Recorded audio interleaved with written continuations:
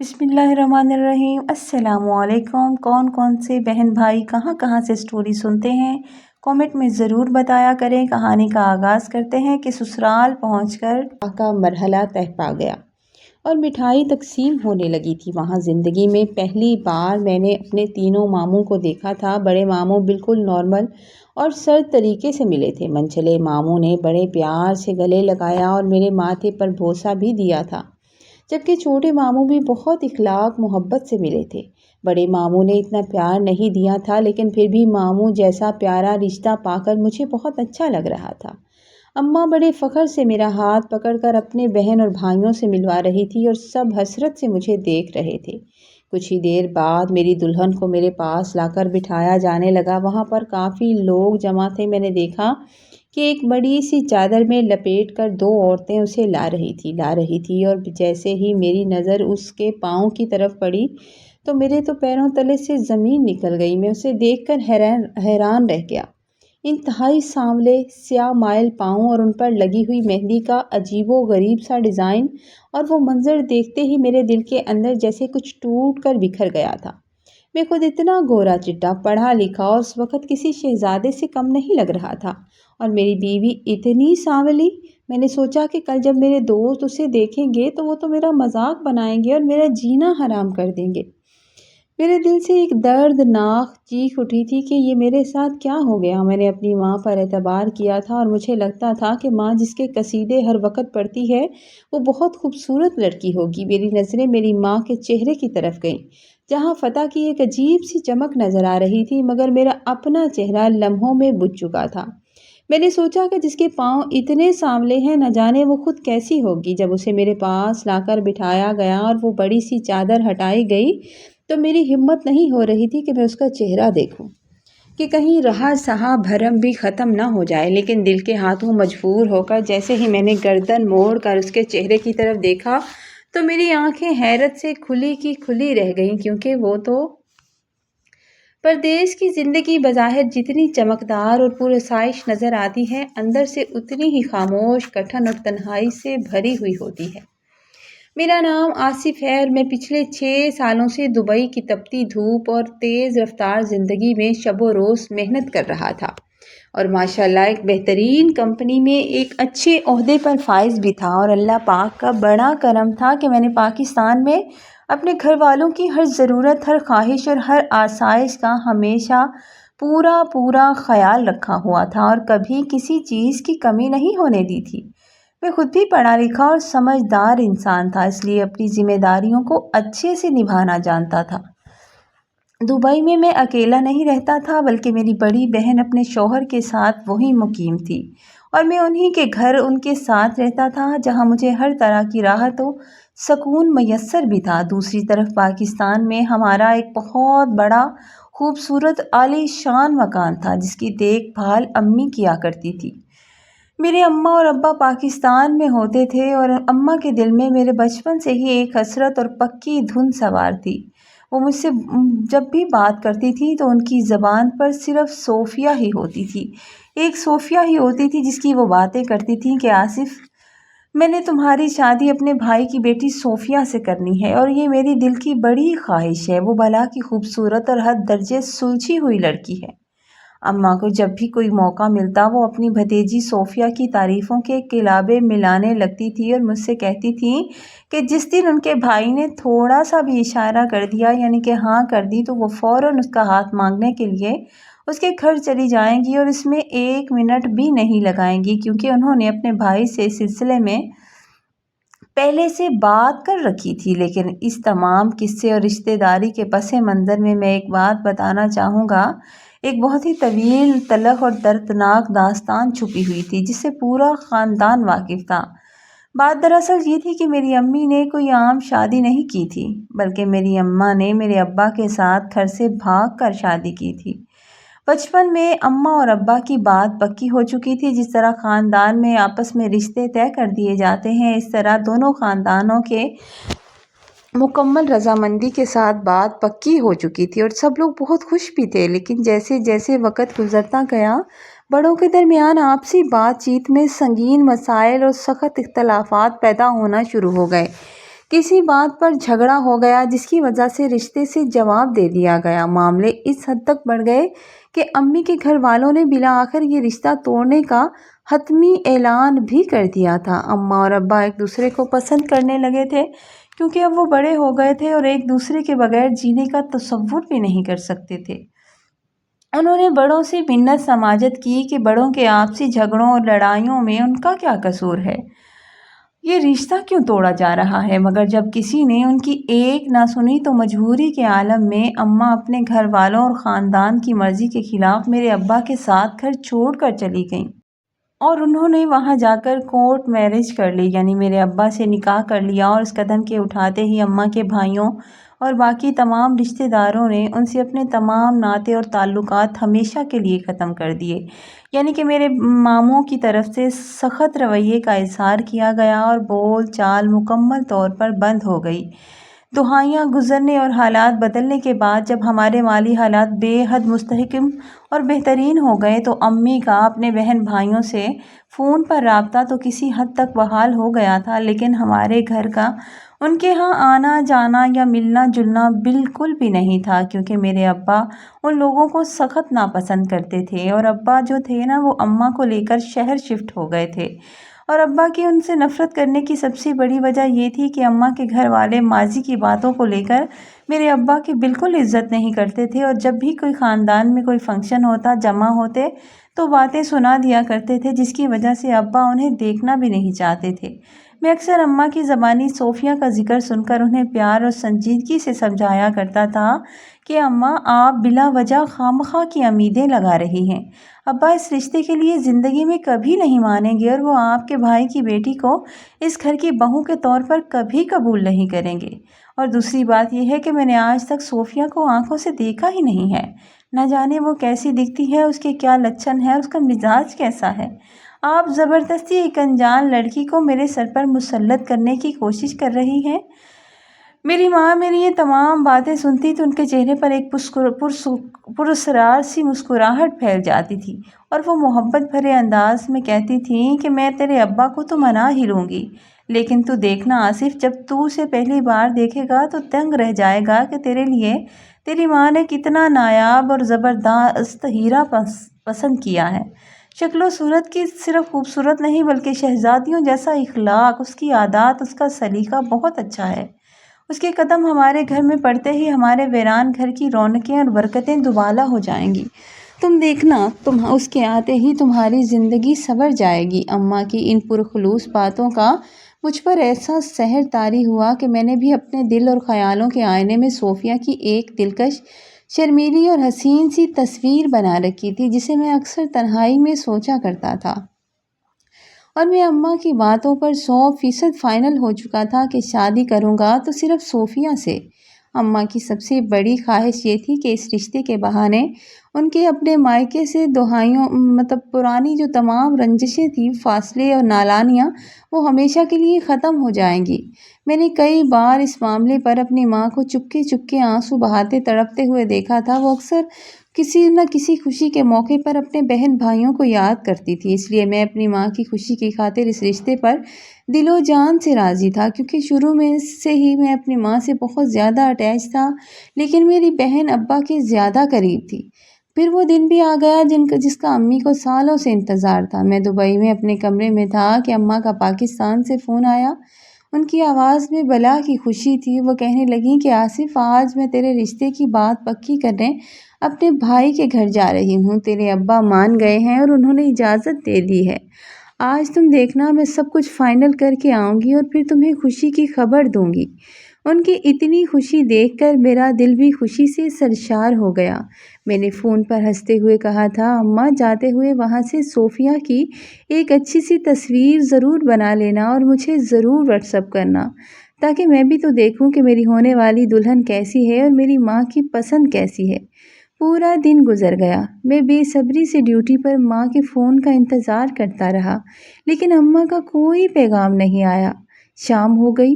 شام کو جب میں کام سے فارغ ہو کر اپنے کمرے میں پہنچا تو میں نے بلا تاخیر خود اماں کو ویڈیو کال ملائی، اور جیسے ہی کال ریسیو ہوئی، اماں کا مرجھایا ہوا چہرہ، ان کی سوجی ہوئی سرخ آنکھیں دیکھ کر میرا دل بیٹھ گیا تھا۔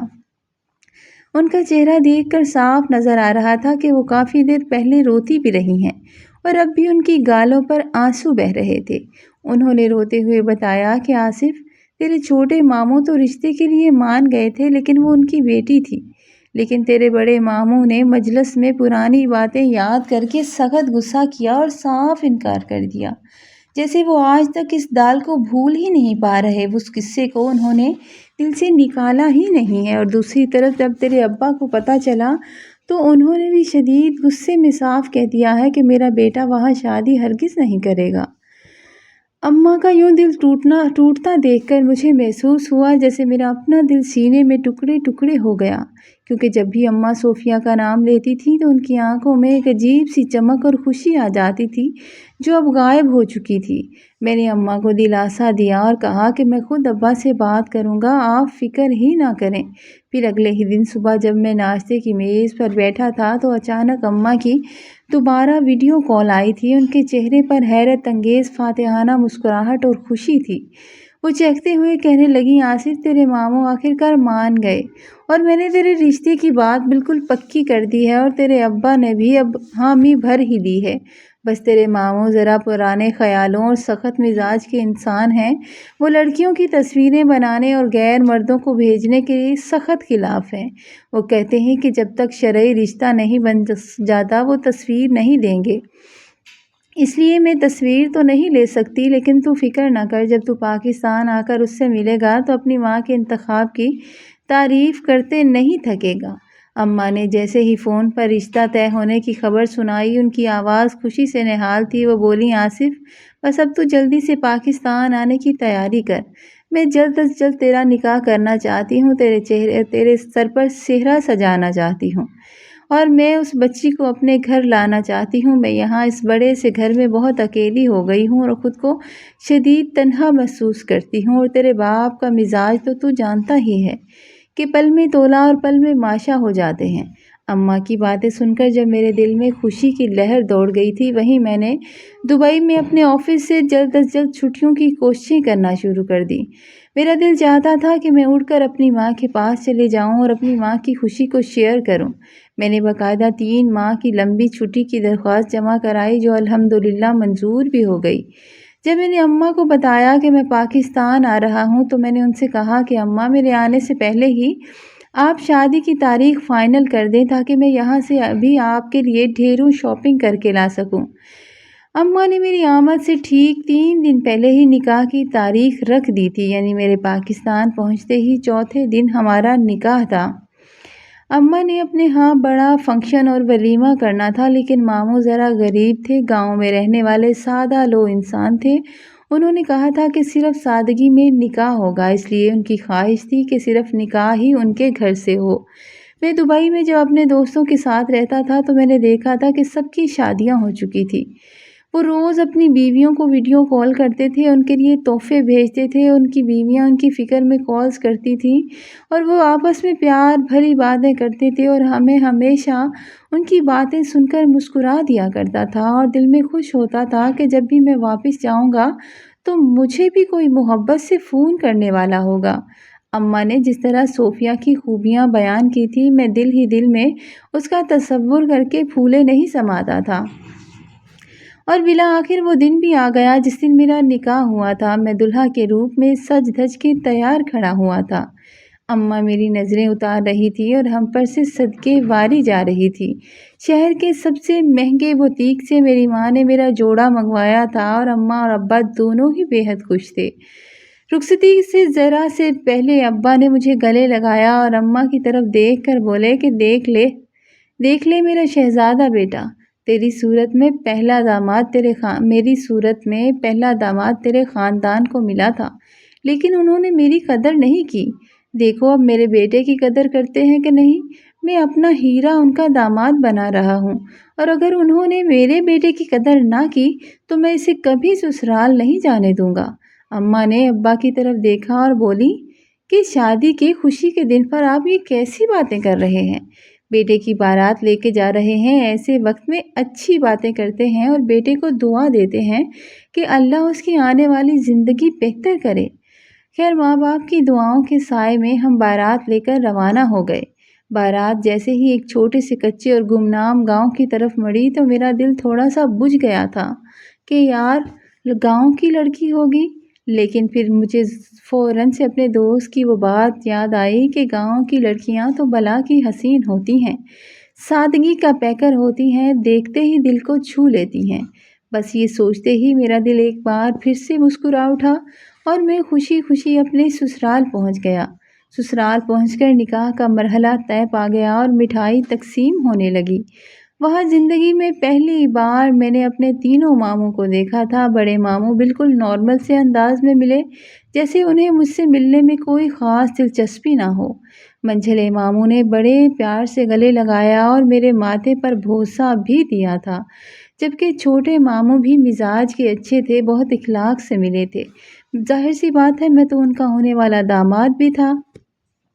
بڑے ماموں نے اتنا پیار نہیں دیا تھا، لیکن پھر بھی ماموں جیسا رشتہ بہت ہی اچھا ہوتا ہے اور مجھے بہت پیارا لگ رہا تھا۔ اماں بڑے فخر سے میرا ہاتھ پکڑ کر اپنے بہن اور بھائیوں سے ملوا رہی تھی اور سب حسرت سے مجھے دیکھ رہے تھے۔ کچھ ہی دیر بعد میری دلہن کو میرے پاس لا کر بٹھایا جانے لگا۔ میں نے دیکھا کہ ایک بڑی سی چادر میں لپیٹ کر دو عورتیں اسے بازوؤں سے پکڑ کر لے کر آ رہی تھی۔ جیسے ہی میری نظر اس کے پاؤں کی طرف پڑی تو میرے تو پیروں تلے سے زمین نکل گئی۔ انتہائی سانولے سیاہ مائل پاؤں اور ان پر لگی ہوئی مہندی کا عجیب و غریب سا ڈیزائن، وہ منظر دیکھتے ہی میرے دل کے اندر جیسے کچھ ٹوٹ کر بکھر گیا تھا۔ میں خود اتنا گورا چٹا پڑھا لکھا اور اس وقت کسی شہزادے سے کم نہیں لگ رہا تھا، اور میری بیوی اتنی سانولی۔ میں نے سوچا کہ کل جب میرے دوست اسے دیکھیں گے تو میرا جینا حرام کر دیں گے اور میرا کتنا مذاق بنائیں گے۔ میرے دل سے ایک دردناک چیخ اٹھی تھی۔ دل میں سوچا کہ میری ماں نے یہ میرے ساتھ کیا کر دیا، اور اسی وقت میری نظریں اماں کی طرف گئیں جہاں فتح کی ایک عجیب سی چمک صاف نظر آ رہی تھی، مگر میرا اپنا چہرہ لمحوں میں بجھ چکا تھا۔ میں نے سوچا کہ جس کے پاؤں اتنے سانولے ہیں وہ خود کیسی ہوگی۔ جب اسے میرے ساتھ لا کر بٹھایا گیا اور بڑی سی چادر ہٹائی گئی تو میری ہمت نہیں ہو رہی تھی کہ میں اس کا چہرہ دیکھوں کہ کہیں رہا سہا بھرم بھی ختم نہ ہو جائے۔ لیکن دل کے ہاتھوں مجبور ہو کر جیسے ہی میں نے دیکھا تو وہی سانولی رنگت کی لڑکی اور ایک عجیب سا بھدا سا میک اپ کیے ہوئے میرے برابر بیٹھی تھی۔ ظاہر سی بات ہے، گاؤں کا سادہ سا ماحول تھا تو وہاں کسی کو میک اپ کرنا کیا آتا تھا۔ اب کیونکہ نکاح ہو چکا تھا اور میں یہاں سے بھاگ بھی نہیں سکتا تھا، جو ہونا تھا وہ ہو چکا تھا۔ اب وہ میری بیوی تھی۔ واپسی کے سفر پر اماں مسلسل میرا ماتھا چوم رہی تھی، میرے لیے دعا کر رہی تھی، میرا ہاتھ صوفیہ کے سامنے ہاتھ میں دے رہی تھی، جبکہ مجھے شدید الجھن اور گھبراہٹ ہو رہی تھی۔ گھر پہنچتے ہی میں سیدھا اپنی اماں کے کمرے میں جا کر بیڈ پر لیٹ گیا تھا، جبکہ دلہن کو میرے کمرے میں لا کر بٹھا دیا گیا تھا اور مجھ پر تو جیسے قیامت ٹوٹ پڑی تھی۔ اماں جب میرے پیچھے کمرے میں آئیں تو غصے سے بولیں کہ پاگل ہو گئے ہو، سارے مہمان پوچھ رہے ہیں اور تم یہاں آ کر بیٹھ گئے، یہ کیا بات ہوئی بھلا؟ میں نے رونی صورت بنا کر کہا، اماں یہ کیا ظلم کیا آپ نے میرے ساتھ؟ یہ صوفیہ ہے آپ کی؟ اگر مجھے پتا ہوتا تو میں بھی ابا کی طرح کسی کی لڑکی بھگا کر شادی کر لیتا، آپ کی بات کا یقین کر کے صوفیہ سے شادی نہ کرتا۔ آپ نے تو ظلم کر دیا میرے ساتھ، اور میرا دل چاہ رہا تھا کہ میں رونا شروع کر دوں۔ امی بولیں کہ کیوں، کیا ہوا اسے؟ اتنی اچھی تو ہے، گاؤں کی ہے، سیدھی سادی ہے، اور گاؤں کا ماحول تم جانتے ہو۔ جب یہاں تمہارے ساتھ اتنے بڑے گھر میں رہے گی، یہاں کے طور طریقے سیکھے گی تو بالکل بدل جائے گی۔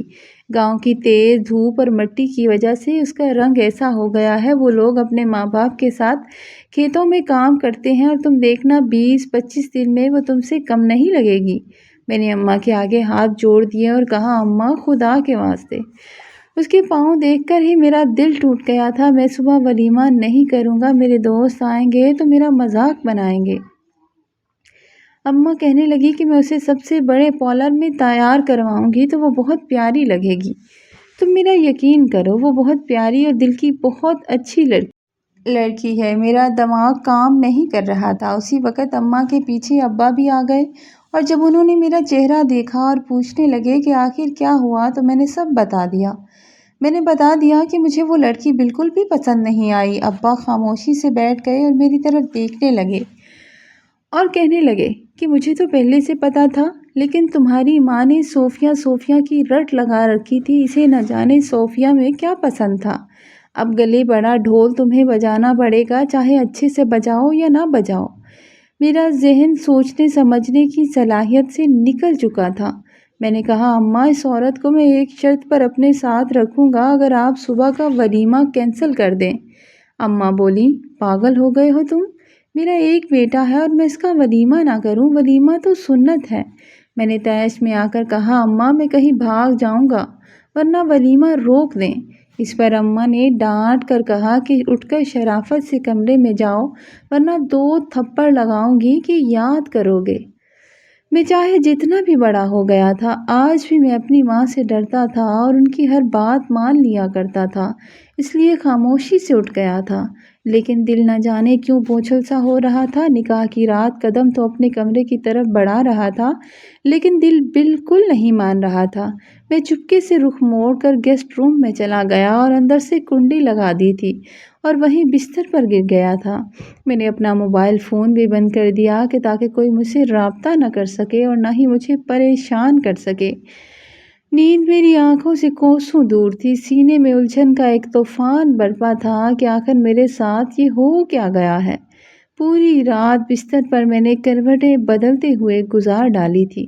صبح کے 6 بجے میں اٹھا، خاموشی سے اپنے کمرے میں گیا تاکہ ضروری سامان نکال سکوں۔ جب میری نظر بستر پر پڑی تو وہ عجیب سے بے ڈنگے سے انداز میں سو رہی تھی۔ اسے دیکھ کر بھی دل کو عجیب سا ہوا۔ میں نے جلدی سے الماری سے اپنے تمام ضروری کاغذات اور پاسپورٹ نکالے تھے۔ میں یہاں نہیں رہنا چاہتا تھا۔ میں نے انہیں بیگ میں ٹھونسا اور امی کے بارے میں سوچے بغیر خاموشی سے گھر سے نکل آیا تھا۔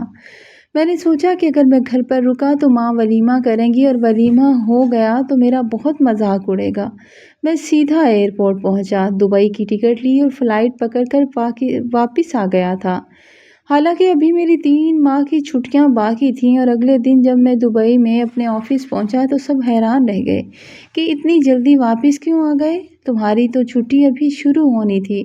میں نے بس اتنا کہہ کر ٹال دیا کہ میں ویسے ہی دل اکتا گیا تو واپس آ گیا اور میں نے اپنی چھٹی کینسل کروا دی۔ میں نے اپنا فون مکمل بند رکھا ہوا تھا، لیکن اپنی بہن کے نمبر پر ایک مختصر سا پیغام چھوڑ دیا تھا کہ میں دبئی پہنچ گیا ہوں، تاکہ وہ اماں کو بتائے اور انہیں پریشانی نہ ہو۔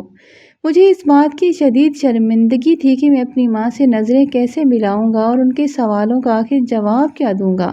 وہ اس بات بھی خوف اندازہ تھا کہ اماں ابا کو لوگوں اور برادری کے طعنوں کا کتنا سامنا کرنا پڑے گا اور اس لڑکی پر کیا گزری ہوگی۔ پورا 1 ہفتہ گزرنے کے بعد جب میں نے اپنا فون آن کیا تو میسیجز کا ایک طوفان لگا ہوا تھا۔ بہن اور ابا کی بے شمار مسڈ کالز اور پیغامات موجود تھے۔ فون آن ہوئے بمشکل 5 منٹ ہوئے تھے کہ بہن کی کال آ گئی۔ فون اٹھاتے ہی وہ مجھ پر شدید برہم ہو گئی اور روتے ہوئے کہنے لگی آصف، تمہیں ذرا برابر بھی شرم حیا ہے؟ تمہیں اندازہ ہے کہ تمہاری اس حماقت کی وجہ سے یہاں کیا قیامت ٹوٹ پڑی ہے؟ جب ماموں لوگوں کو پتہ چلا کہ تم بغیر بتائے بھاگ گئے ہو تو انہوں نے یہی سمجھا کہ ابا نے پرانا بدلہ لینے کے لیے یہ ڈرامہ رچایا ہے کہ ان کی بیٹی کا نکاح کر کے اسے گھر لے آئے اور لڑکا غائب کر دیا۔ اماں صدمے سے ہاسپٹل پہنچ گئی تھیں اور کل ہی گھر آئی ہیں۔ صوفیہ کے گھر والے اسے واپس لے جا کر طلاق کروانا چاہتے تھے، لیکن قربان جاؤں اس لڑکی کے ظرف پر صوفیہ نے واپس جانے سے صاف انکار کر دیا ہے۔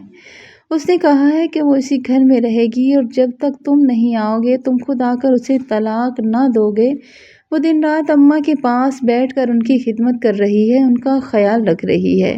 تمہیں شرم آنی چاہیے آصف، شکل و صورت تو اللہ بناتا ہے۔ اس طرح بے گناہ کی عزت سے کھیل کر نہیں جاتے، کم از کم اس سے بات تو کرتے۔ میں نے ضبط کا بندر ٹوٹتے ہی اپنی بہن سے کہا تھا، کیا تم لوگوں کو ذرا بھی اندازہ ہے کہ میرے دل پر کیا گزری ہے؟ میں اماں کی بیماری کا سن کر دکھی ہوں، لیکن کیا کروں؟ میرا دل اس عورت کی شکل دیکھنے کو بھی نہیں مانتا۔ میں کسی کی شکل پر بات کرنا گناہ سمجھتا ہوں، لیکن نہ جانے کیوں میرا دل اس کی طرف پلٹتا ہی نہیں ہے۔ میں یہ رشتہ نہیں نبھا سکتا۔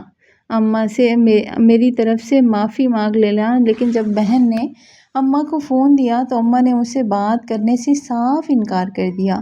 کہنے لگیں کہ میرا بیٹا کوئی ہے ہی نہیں ہے، میرا کوئی ایسا بیٹا نہیں ہے جو ماں کا اس طرح دل دکھا کر چلا جائے۔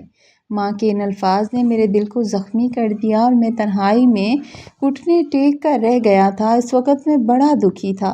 اسی پریشانی کے عالم میں ایک دن میرا دوست مجھے بہلانے کے لیے، میرا دل بہلانے کے لیے مجھے ایک ریسٹورنٹ لے گیا۔ وہاں میری ملاقات مریم سے ہوئی جو پاکستان سے آئی ہوئی تھی اور اسی ریسٹورنٹ میں ویٹرس کا کام کرتی تھی۔ وہ 7 بہنوں میں سب سے بڑی تھی اور اپنے پورے خاندان کا اکیلی سہارا تھی۔ اس نے بتایا کہ وہ اپنی 3 بہنوں کی شادی کر چکی ہے اور باقی 3 کی ذمہ داری پوری کرنے کے بعد ہی وہ اپنی ذات کے بارے میں سوچے گی۔ باتوں باتوں میں اس سے بات ہونے لگی اور میں اس کی ہمت اور احساس سے اس قدر متاثر ہوا کہ ہماری دوستی ہو گئی، اور وہ بے انتہا خوبصورت بھی تھی۔ نمبرز کا تبادلہ ہوا اور بات چیت کا سلسلہ شروع ہو گیا۔ آہستہ آہستہ ہم ایک دوسرے کے لیے بے حد اہم ہونے لگے۔ اس دوران میں کبھی کبھار گھر فون کرتا، اماں کا موڈ ہوتا تو بات کر لیتی، ورنہ فون کاٹ دیا کرتی تھیں۔ انہوں نے مجھے بتایا بھی تھا کہ صوفیہ نے آگے پڑھنا شروع کر دیا ہے اور وہ کالج جانے لگی ہے۔ میں نے دل میں سوچا کہ اس عمر میں پڑھ کر آخر اب وہ کیا کرے گی، لیکن اماں کہتی تھی کہ تو دیکھنا آصف، میں اسے تیرے قابل بناؤں گی، بلکہ تجھ سے آگے کھڑا کروں گی اور تو حسرت سے اسے دیکھتا رہ جائے گا۔ جب تو واپس آئے گا تو حیران ہو جائے گا کہ میں صوفیہ کو بدل کے رکھ دوں گی۔ وقت گزرتا گیا، مریم اور میں نے نکاح کر لیا اور ایک الگ کمرہ کرائے پر لے کر رہنے لگے۔ میری بہن جب دبئی سے واپس آئی تو شروع میں مجھ سے سخت ناراض تھی، مجھ سے بات نہیں کرتی تھی، لیکن جب میں مریم کو لے کر اس کے پاس گیا، رو کر معافی مانگی تو بہن کا دل پگھل گیا۔ اس نے مجھے بھی گلے لگایا، لیکن ساتھ ہی تنبیہ کی کہ آصف خبردار، جو صوفیہ کو طلاق دی، اگر تم نے اسے طلاق دی تو اماں مر جائیں گی۔ وہ صوفیہ سے بہت محبت کرنے لگی ہیں، انہیں اس کی شکل میں اپنے بہن بھائیوں کے رشتے یعنی کہ ان کی محبت نظر آتی ہے، تو وہ تمہیں کبھی معاف نہیں کریں گی اگر تم نے اسے چھوڑا تو۔ شادی کے کچھ عرصے بعد اللہ نے ہمیں اولاد کی خوشخبری سنائی۔ میری خوشی کا کوئی ٹھکانہ نہیں تھا۔ میں نے مریم سے کہا کہ وہ ریسٹورنٹ کی نوکری اب چھوڑ دے، میں ڈبل شفٹ لگا کر اس کے گھر والوں کا بھی خرچہ اٹھا لوں گا، لیکن وہ اپنی محنت کی کمائی ہی میں اپنے گھر بھیجنے پر ضد کرتی رہی۔ پاکستان سے آئے ہوئے مجھے تقریباً 17 ماہ ہو چکے تھے۔ اماں کا دل بھی اب کچھ نرم ہونے لگا تھا۔ پھر بدقسمتی سے وہ دن آ پہنچا جب مریم کو زچگی کے لیے ہسپتال منتقل کیا گیا۔ میں اور میری بہن آپریشن تھیٹر کے باہر کھڑے تسبیح پڑھ رہے تھے، اللہ سے دعا مانگ رہے تھے۔ ایک لمحے کے لیے دل چاہا تھا کہ اس وقت ماں کو فون کروں۔ جب انسان مشکل میں ہوتا ہے تو ماں کی دعا اسے مشکل سے نکال لیتی ہے، لیکن پھر رک گیا۔ اسی اثناء میں لیڈی ڈاکٹر تشویشناک حالت میں باہر آئی اور بولی، مبارک ہو، بیٹا ہوا ہے، لیکن پیشنٹ کا بی پی بالکل کنٹرول میں نہیں آ رہا، شدید خون کی بھی ضرورت ہے، آپ ان کی زندگی کے لیے دعا بھی کریں۔ ہم نے خون کا انتظام کیا، لاکھ دعائیں مانگی، لیکن مریم کا بی پی نیچے ہی نہیں آیا اور وہ ہاسپٹل کے بستر پر دم توڑ گئی۔ مجھ پر جیسے قیامت ٹوٹ پڑی، آسمان ٹوٹ پڑا۔ مجھے یوں لگا جیسے مجھے اپنی ماں کی بد دعا اور اس بے گناہ کی آہ لگ گئی تھی جس کا میں دل دکھا کر آیا تھا۔ میں اپنی بیوی کی میت کے پاس بیٹھ کر دھاڑے مار مار کر روتا رہا۔ میرا 1 دن کا معصوم بچہ میری بہن کی گود میں بلک رہا تھا، اس کی ماں دنیا سے چلی گئی تھی۔ 2 دن کے اندر تمام انتظامات کیے گئے اور میں مریم کی میت کو لے کر پاکستان پہنچا تھا۔ جب میں اس کے گھر پہنچا تو اس کی بوڑھی ماں اور بہنیں اس کی میت سے لپٹ کر زار و قطار روتی رہیں۔ وہ مجھ سے اس طرح لپٹ کر روئیں جیسے میں ان کا اپنا سگا بھائی ہوں، اور میں نے ٹوٹے ہوئے دل کے ساتھ ان کے سروں پر ہاتھ بھی رکھا تھا۔ میری بہن نے اماں کو تمام حالات اور میرے پاکستان آنے کی خبر بھی دے دی، اور وہ خود بھی اس ننھے معصوم بچے کو گود میں سنبھالے میرے ساتھ پاکستان پہنچ چکی تھی۔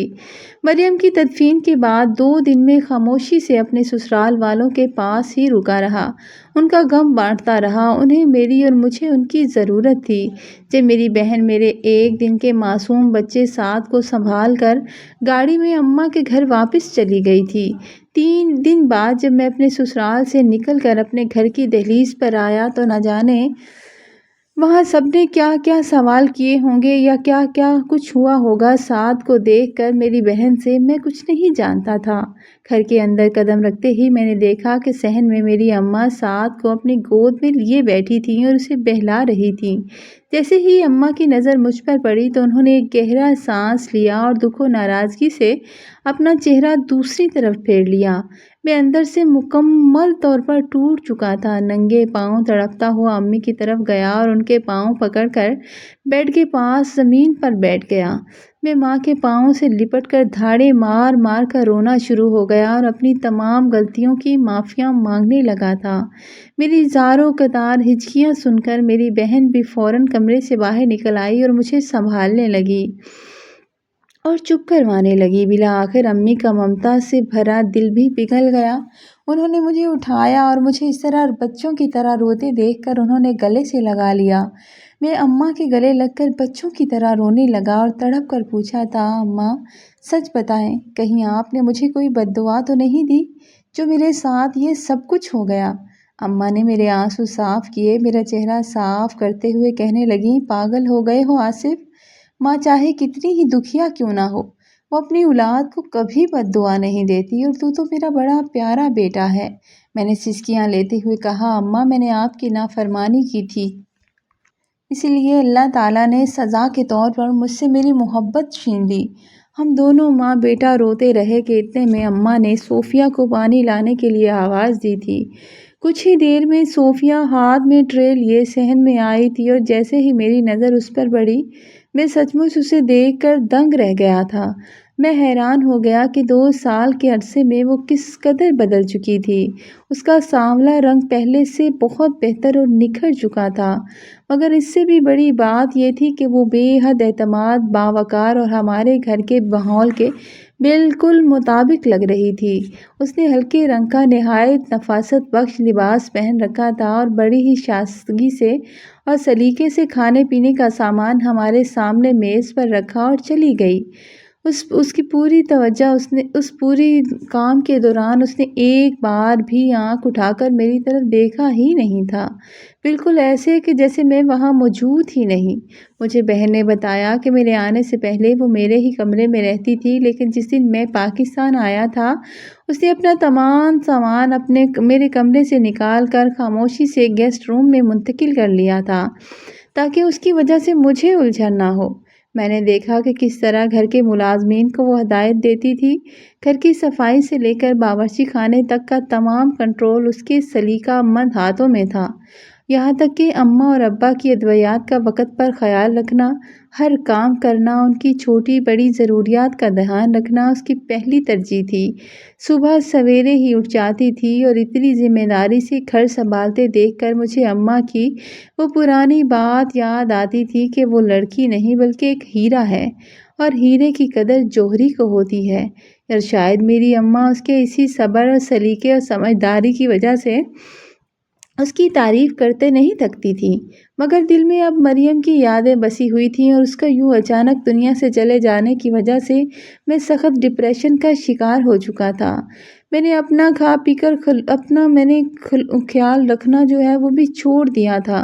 مجھے ایسا لگتا تھا جیسے میں بھی مریم کے ساتھ ساتھ اس دنیا سے چلا جاؤں گا۔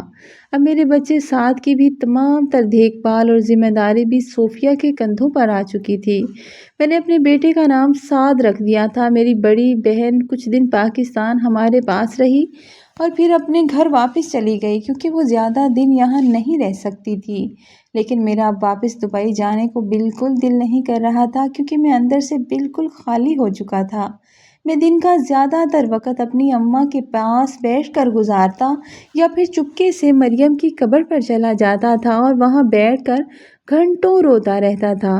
اس دوران میں نے روزانہ غور کیا کہ صوفیہ کس طرح اماں اور ابا کی خدمت کرتی، ان کی ہر بات کا فوراً اور ادب سے جواب دیتی اور ہر کام احسن طریقے سے کرتی تھی، لیکن جب بھی کبھی میں اس سے بات کرنے کی کوشش کرتا یا اس سے کچھ پوچھتا یا کوئی سوال کرتا تو وہ میری بات کا کوئی جواب نہیں دیتی تھی، اور بالکل ایسے جیسے اس نے سنا ہی نہیں۔ जवाब देना तो दूर की बात, वो मुझे इस तरह मुकम्मल तौर पर इग्नोर कर दिया करती थी जैसे मैं उसके सामने या इस घर में मौजूद ही ना हूँ। एक दिन अम्मा ने मेरे पास बैठकर ठंडी आह भरी और कहने लगी, आसिफ, सोफिया बहुत ही साबर और ज़रफ़ वाली बच्ची है।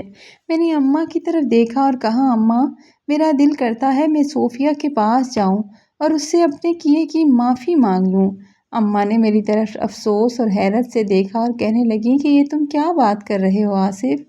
2 साल तक तुमने उस मज़लूम लड़की को पलट कर भी नहीं देखा और तुम उसको रिजेक्ट करने की इतनी बड़ी वजह बनाकर चले गए।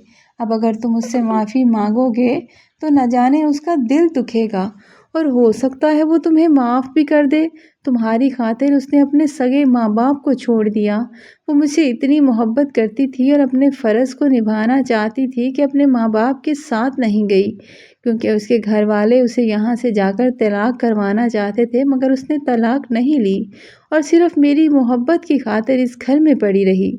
अपनी सगी औलाद से तो वो बेटी बेहतर निकली जो इस बुढ़ापे में हमारा सहारा बनी हुई है, और एक तुम थे कि मुंह मोड़ कर चले गए और सगे बेटे होते हुए भी तुमने पलटकर मेरी खबर तक न ली।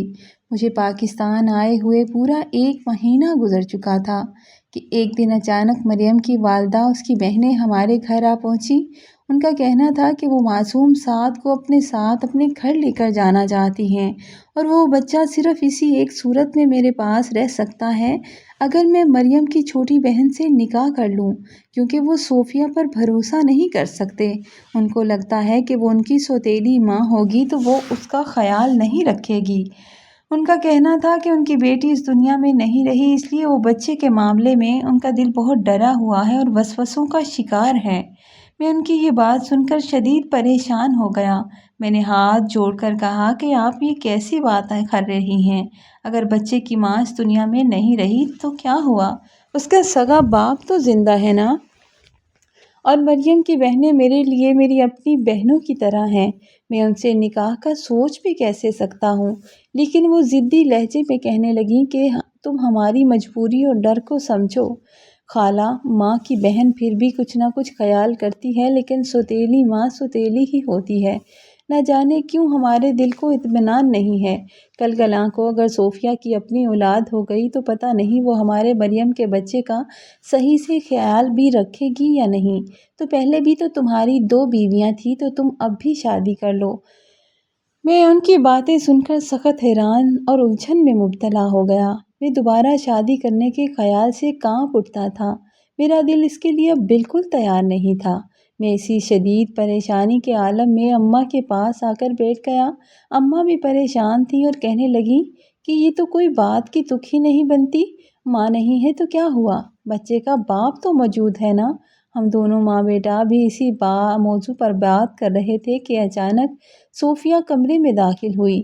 उसने सीधा अम्मा की तरफ देखा और बड़े सकून मगर संजीदा से लहजे में कहने लगी, फूफो अम्मा, मैं आपसे एक ज़रूरी बात करना चाहती हूँ। मैंने तअज्जुब से पूछा कि बोलो सोफिया, क्या बात है?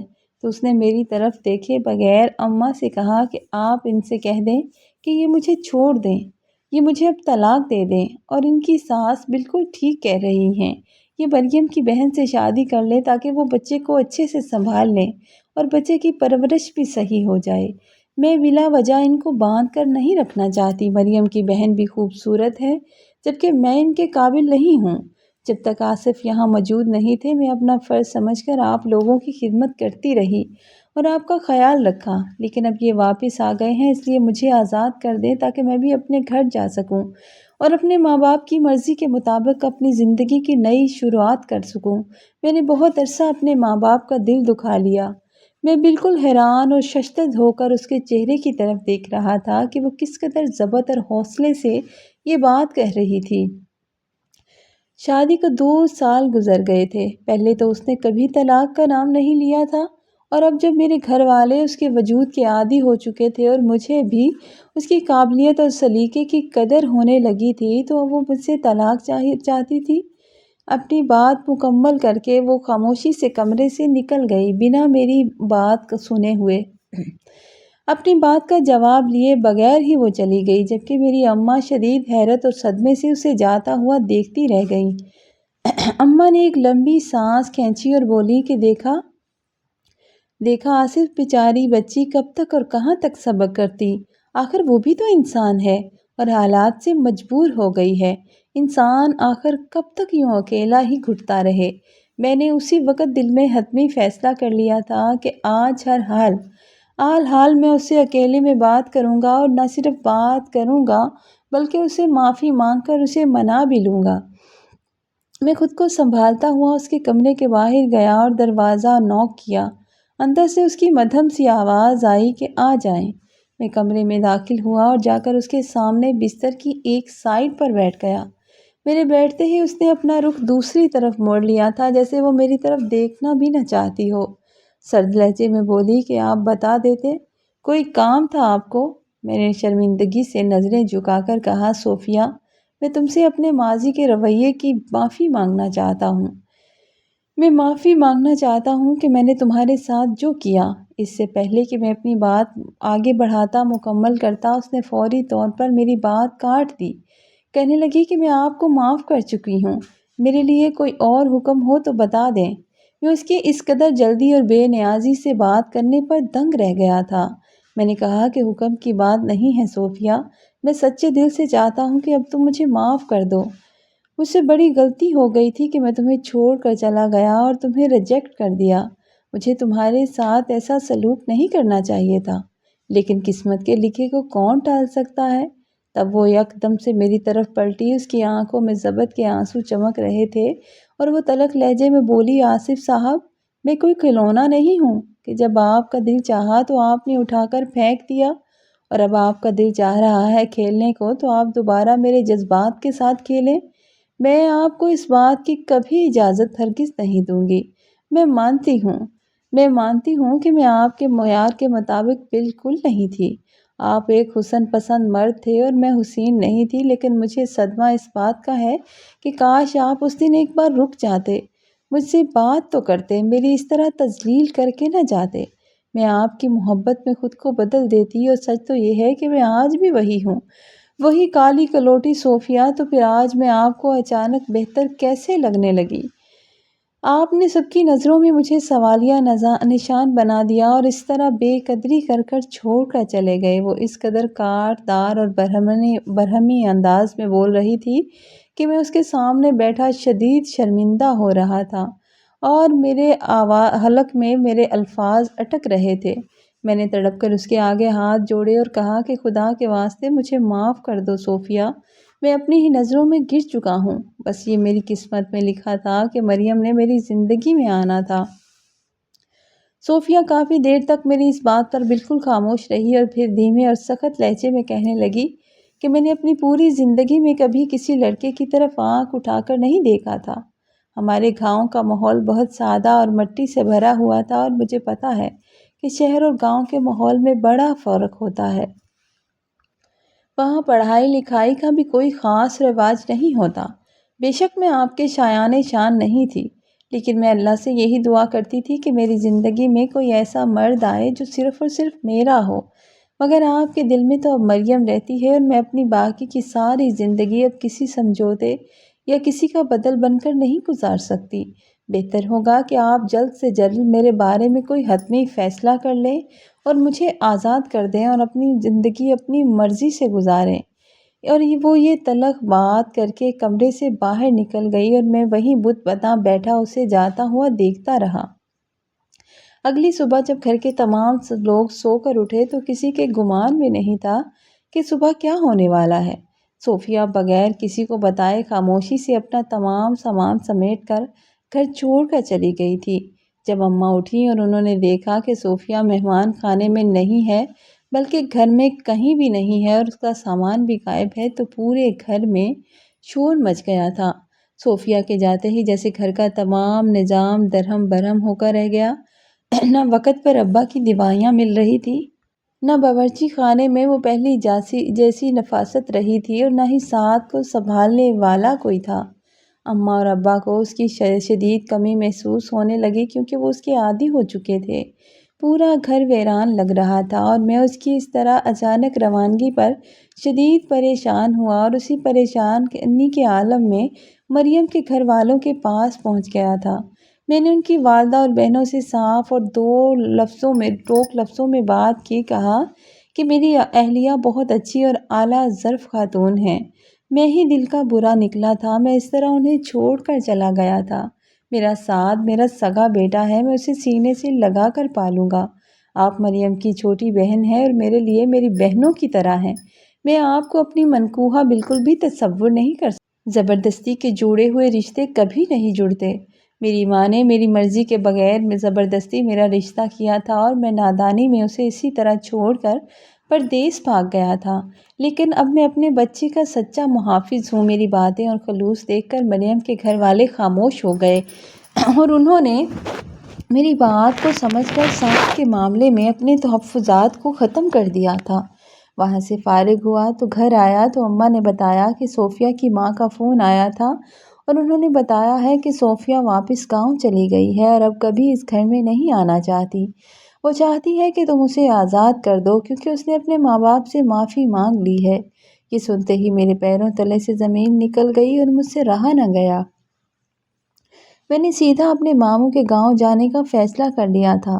جب 2 سال بعد میں پہلی بار اپنے سسرال اور ماموں کے گھر پہنچا تو ماموں اور ان کے گھر والوں نے مجھے دیکھ کر شدید ناگواری سے عجیب سے منہ بنائے تھے اور مجھ سے کسی نے صحیح سے سلام بھی نہیں دیا تھا۔ پرانی رنجشوں کی وجہ سے سخت سرد مہری دکھائی گئی تھی۔ میں نے تمام تر غرور اور تکبر کو ایک طرف رکھ کر ان سے اپنے ماضی کے رویے پر معذرت کی، التجا کی کہ میں اپنی اہلیہ صوفیہ سے ایک بار ملنا چاہتا ہوں۔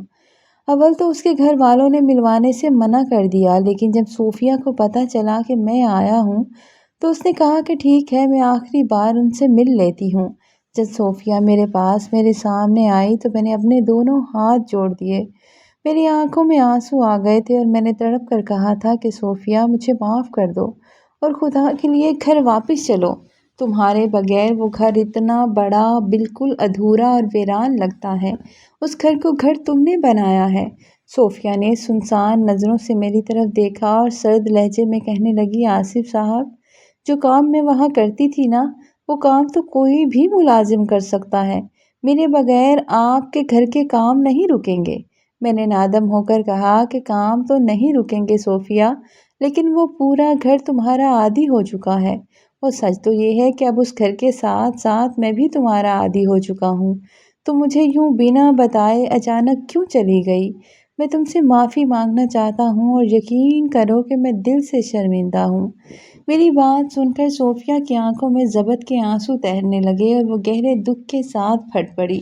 کہنے لگی، آصف صاحب، آپ کو کیسا لگا جب میں بغیر بتائے چلی آئی؟ اب آپ کو اندازہ ہوا ہوگا کہ کیسا لگتا ہے جب کوئی آپ کی اور آپ کے خاندان کی تذلیل کر کے یوں منہ موڑ کر چلا جاتا ہے اور آپ کی ذات پر سوالیہ نشان بن جاتا ہے۔ آپ کو ذرا احساس ہے کہ میں نے وہ وقت کیسے گزارا ہے جب میرا شوہر نکاح کی پہلی رات مجھے دیکھ کر بھاگ گیا اور لوگوں کے سوالوں کے میں نے کیا کیا اور کیسے کیسے جواب دیے، کیسی کیسی باتیں اور طعنے میں نے سہے ہیں۔ مجھ پر کیا قیامت گزری ہے یہ آپ نے کبھی سوچا نہیں۔ کم از کم آپ مجھے میرا قصور تو بتا کر جاتے۔ وہ زاروں قطار روتے ہوئے اپنے سارے گلے شکوے کر رہی تھی اور میں اس کے سامنے سر جھکائے شرمندگی کے سمندر میں ڈوب رہا تھا۔ میں نے اس کی آنکھوں میں آنکھیں ڈال کر انتہائی عاجزی سے کہا تھا کہ صوفیہ، اگر میں محض خوبصورتی کے لیے شادی کرنا چاہتا تو دنیا میں اب اور بھی بہت سی لڑکیاں ہیں۔ عورتیں ختم نہیں ہو گئیں اور مریم کے گھر والے آج بھی اپنی خوبصورت بیٹی کا رشتہ مجھے دے رہے ہیں، لیکن اب میں بدل چکا ہوں۔ اب میں تمہارا دل سے کرتا ہوں۔ تمہارا دل اور تمہاری سوچ اتنی خوبصورت ہے کہ اس نے مجھے اندر سے بالکل بدل کر رکھ دیا ہے اور مجھے جو سکون تمہارے وجود سے نظر آنے لگا ہے اور مجھے تم پر اتنا قابل بھروسہ ہے کہ میں اپنی سب سے بڑی خوشی یعنی اپنے معصوم بچے سعد کے معاملے میں بھی تم پر آنکھیں بند کر کے یقین کر سکتا ہوں، اعتبار کر سکتا ہوں۔ خدا کے لیے مجھے ایک بار موقع دو اور مجھے معاف کر دو اور میری زندگی میں واپس آ جاؤ۔ صوفیہ نے میری آنکھوں میں سچی ندامت اور خلوص دیکھا تو اس کا صبر اور ظرف جیت گیا اور اس نے مجھے معاف کر دیا تھا۔ جب صوفیہ کو میں اپنے ساتھ لے کر واپس گھر پہنچا تو میری ماں کی خوشی کا کوئی ٹھکانہ نہیں تھا۔ انہوں نے ہم دونوں کو گلے سے لگا لیا اور ان کی آنکھوں سے خوشی کے آنسو بہہ نکلے تھے۔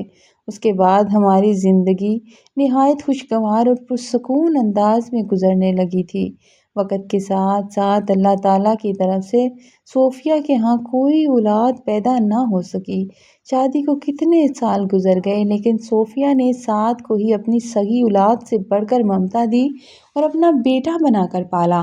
میں نے بھی اپنی پوری زندگی میں صوفیہ کو کبھی اس بات کا احساس نہیں دلایا کہ ہماری اپنی کوئی اولاد کیوں نہیں ہوئی، اور یوں ندامت، صبر اور سچی محبت نے ہماری زندگیوں کو خوشی سے بھر دیا، اور مجھے بھی اندازہ ہو گیا کہ ظاہری خوبصورتی سب کچھ نہیں ہوتی، اصلی خوبصورتی تو انسان کے اندر کی خوبصورتی ہوتی ہے۔